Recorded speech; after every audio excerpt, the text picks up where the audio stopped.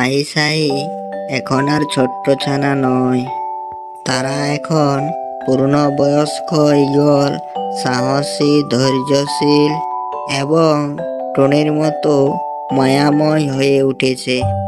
আমার ছেলেরা এখন পুরো জঙ্গলের রক্ষক। আমি এখন বিশ্রামে যেতে পারি।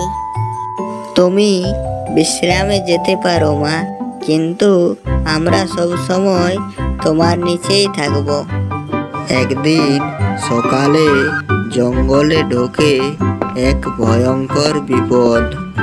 বন্দুক হাতে একজন মানুষ জঙ্গলের সব পাখিদেরকে মারছে। সেইটা দূর থেকে একটি টিয়াই দেখে এবং গিয়ে জঙ্গলের অন্য পাখিদেরকে জানায়। আমি দেখলাম জঙ্গলে একটা শিকারি এসে বন্দুক দিয়ে পায়রাকে মেরে ফেলেছে। কেউ যদি কিছু না করে আমরা সবাই তো মারা যাব। চলো আমরা রাইসাইর কাছে যাই, তারাই আমাদের এই বিপদ থেকে উদ্ধার করতে পারবে।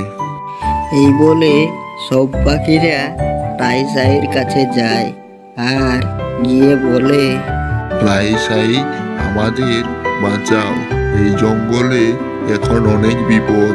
একটি শিকারী বন্দুক নিয়ে সব পাখিদের মেরে ফেলছে। আমাদের মা টুনি আমাদের শিখিয়েছে বিপদের সময় পেছনে নয়, সামনে এগোতে হয়। চলো ভাই, সবাই মিলে জঙ্গল থেকে ওই শিকারীকে তাড়াই।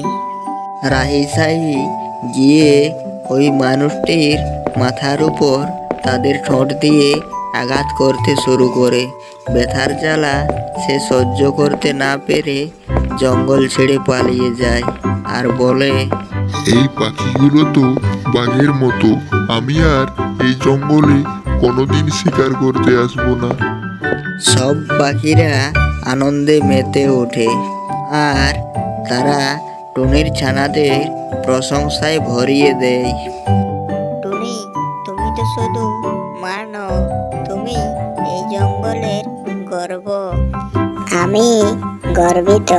আমার সন্তানেরা শুধু উড়ে না, তারা অন্যদের বাঁচাতে শিখেছে। এমন সময় সেখানে দুষ্টু কাক চলে আসে আর আগের ঈর্ষাপরায়ণ কাক এখন লজ্জিত হয়ে বলে, আমি ভুল করেছিলাম টুনি, আমি তোর ছানাদের মারতে চেয়েছিলাম। আজ তোর ছানারাই এই জঙ্গলকে বাঁচিয়েছে।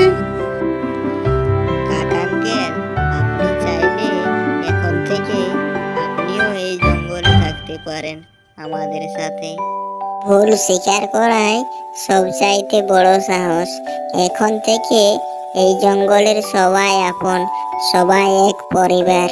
সেই দিন থেকে রাইসাই শুধু পাখিদের রক্ষা করত না, বরং মা টুনির মতো পাখি ছানাদের শেখাতো কেমন করে সাহসী, সহৃদয় ও দায়িত্বশীল হতে হয়।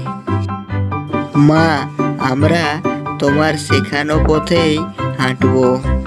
আমার কাজ শেষ, এখন তোমরাই আমার ডানা।